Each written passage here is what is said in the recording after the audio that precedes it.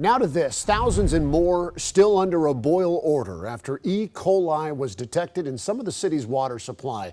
Now their latest test today came back clear, which is great news. And we are joined now live by Moore City Manager Brooks Mitchell. Mr. Mitchell, thanks for the time. We know that it's been very busy here for you the last couple of days. I wanted to start with this question, the fact that we now have this negative test, the clear test. Some people there might be wondering, well, then why is the boil order notice still in effect?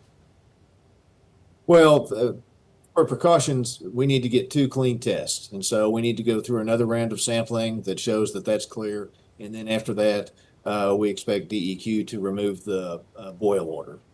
When does that next test take place? Those samples are being taken, and we should have those results back late tomorrow morning. Okay, so at least until late tomorrow morning, and I know you'll release the information and the results of those. What has this investigation revealed to you? Is this an infrastructure problem? How did E. coli get into the water?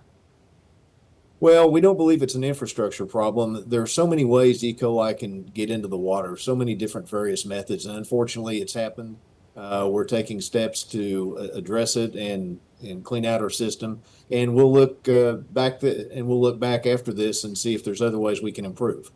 You mentioned cleaning out the system. We were curious as we were talking about this in the newsroom that, you know, what do residents, and I'm curious if the city is going to be putting forth any further advisory guidance to residents, Mr. Mitchell, you know, because people have things in their home, they have fridges with water lines, they have ice makers, all that stuff. Do residents need to do anything extra once that boil order is lifted? To kind of flush those out, to clean those?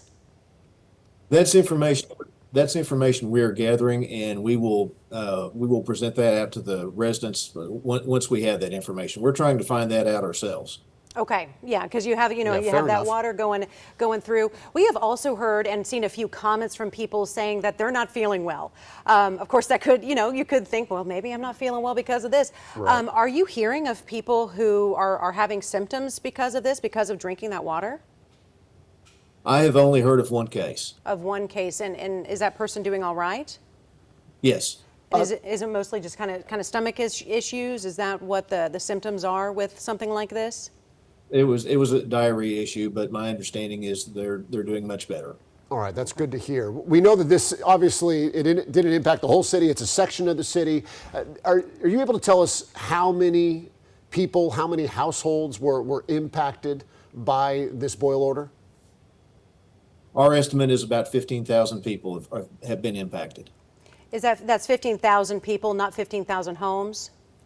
Correct. 15,000. Correct. It's around 8,500 homes, I believe is the number, and about 15,000 people. So what's the best way for people wanting to get updates and, say they're one of those 15,000? Do they have to do anything special in order to find the updates from the city?